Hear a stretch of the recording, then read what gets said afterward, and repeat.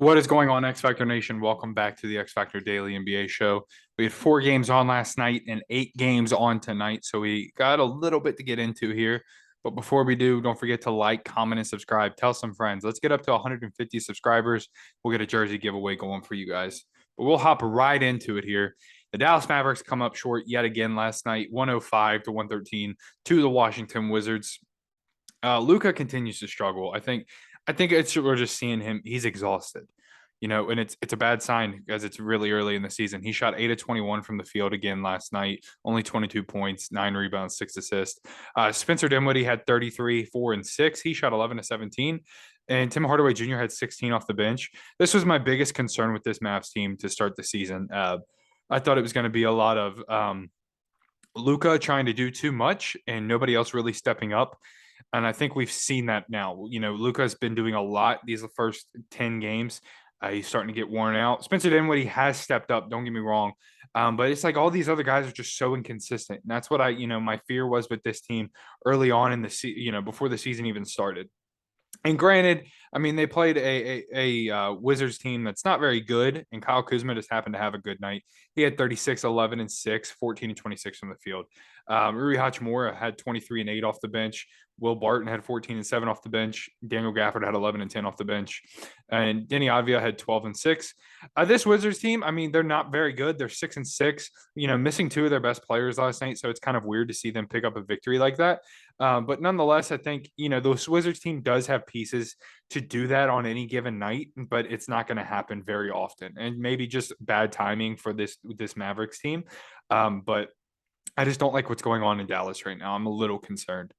The Hawks beat the Philadelphia 76ers 104 to 95. For Atlanta, DeJounte Murray had 10, 3, and 8. He 5 of 13 from the field, kind of an off night, but he's been playing very well to this point. John Collins had 11 and 4. DeAndre Hunter had 14. Clint Capella really finally starting to get things rolling consistently now. He had 18 and 20. Trae Young had 26, 3 and 7. He shot 7 of 21. Like I said yesterday or 2 days ago, when Trae's struggling from the field, nobody really seems to bring it up. But he's not been shooting very well. 33% last night, 2 of 8 from the 3-point line. So, I mean, he's still able to get his numbers because he gets to the line a lot because he loves to do a lot of complaining and flopping. 10 to 10 from the free throw line. Onyeka Okongwu had 10 and 11 for the Hawks. And for the 76ers, the vibes are just kind of seem off. 26 and 13 for Joel Embiid. He's going to continue. He's going to get those numbers pretty easy, in my opinion. Tyrese Maxey had 15, 4 and 5. D'Anthony Melton had 5 and 10. George Niang had 9. And that's really pretty much it. Tobias Harris had 12.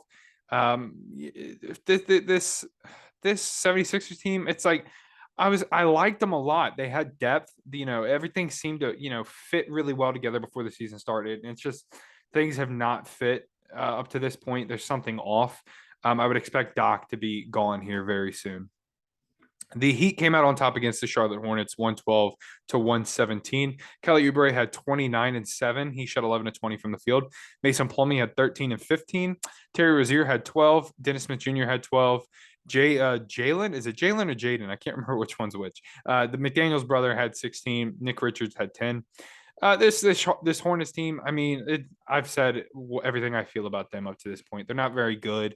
They have pieces to surprise teams and make teams really work, but especially with the mellow out, they're not. I just can't take them very serious.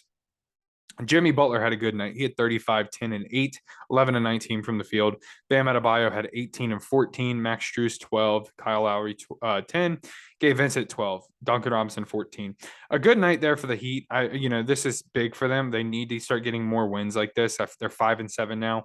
I'm just kind of bored watching them because it just seems like it's the same thing every night. And I just don't enjoy it right now. Maybe, I just need some time away, let things figure themselves out, whatnot. But this Heat team, something's just not right. They're 5 and 7, like I said. Jimmy Butler having to put up 35 to beat the Hornets kind of isn't a good sign because, I mean, it still was a close game. It was a 5-point game. So I'm not high on the Heat right now, and I don't think a lot of people are. The Portland Trailblazers beat the Pelicans last night. I honestly can say I wasn't expecting that. Jeremy Grant had a great game, finally really having a good game last night. 27, 8, and 4, 10 to 20 from the field. Anthony Simons 23, 3 and 6. No Damian Lillard last night, probably just resting. Yeah, just resting. Justice Winslow 12, 8 and 6. I think this Trailblazers team really likes him. He's kind of coming in as a big, but I mean, last night they have him listed at this shooting guard, but I know a lot of times he's like their small ball five. This Trailblazers team seemed to really like him. And Nasir Little with 15 as well. Nobody else really stepped up there. Kind of a quiet night from everyone else. And for this Pelicans team, Zion Williamson, 29, 6 and 3, 9 and 14 from the field. Yesterday, when I predicted the Pelicans to win, it's because I thought they didn't have anybody to match up with Zion. And obviously, I don't think they did. CJ McCollum had 13, 7 and 7. Trey Murphy the third had 16. Brandon Ingram with 14. Herb Jones with 10. It's just one of these things with this Pelicans team where not all their guys can get going at once, and I think they need to try to figure out a way to get that there. And it's tough because Brandon Ingram needs the ball, CJ McCollum needs the ball, Zion definitely needs the ball. So I think there's got to be a lot of work to figure things out with this Pelicans team, but I'm not worried at all just yet. 7:00 start tonight. The Nuggets travel to Boston to take on the Celtics. Both teams are 8 and 3. This will be a very good game. It's on NBA TV. Try to watch this if you can. I'm going to go with the Celtics at home. I just think I like the Celtics at home a lot. I feel like they play really well at home, and I just think Jason Tatum and Jaylen Brown are the best duo in the league right now, and they're going to continue to prove that. At 7:00, the Phoenix Suns travel to Orlando to play the Magic. I'm actually going to take the Magic here. And this might just be recency bias because they beat the Mavs.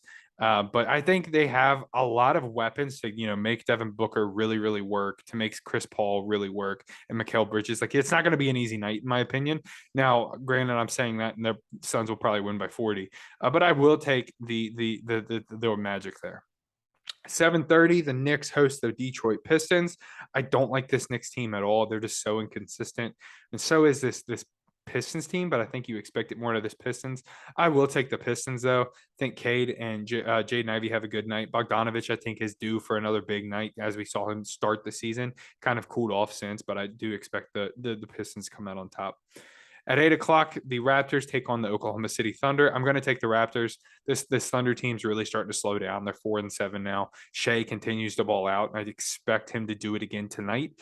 But I just think this Raptors team's too good and too versatile for this Thunder team. The 10 and 1 Bucks travel to San Antonio. I'm going to take the Bucks, the best team in the league. Spurs are really starting to slow down. They're 5 and 7 now. I do think this could be a very tight game, but I'm going to take the Bucks by 10 plus. The Timberwolves 5 and 7 take on the Grizzlies at 8 and 4 on ESPN at 9:30. I'm going to take the Grizzlies. I just don't like this Timberwolves team at all. They're just not good. The vibes are off. The defense is bad. Inconsistency. And the Grizzlies backcourt right now is just balling out, and I expect that to continue.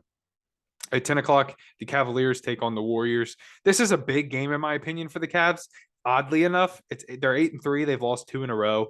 I just want to see them come out with a victory here, just because I feel like losing 3 in a row. I mean, granted, it's a West Coast, their West Coast trip, so you don't expect nothing crazy, but I do think they need a win desperately. I mean, the Warriors do too, though, so I expect this to be a very good game, but I'm going to edge it out to the Cavs. And at 10:30, last game of the night, Lakers hosting the Kings. End of story. You know how me and Fred feel about the Lakers, and you know how all three of us here at X Factor feel about the Kings. So I'm going to take the Kings there. I think their momentum's really starting to swing their way. Harrison Barnes had a big night the other night, and I think that's very, very big for them. But that's going to do it tonight. Like I said, let's get the word out there. Tell some friends. We're at 130 followers right now. I don't think it's out of I don't think it's out of the realm to get up to 150 by New Year's. Get that jersey giveaway going. So like, comment, and subscribe. Tell some friends. Let's get this thing rolling. We'll get there. We love you guys. We appreciate you. Have a good night.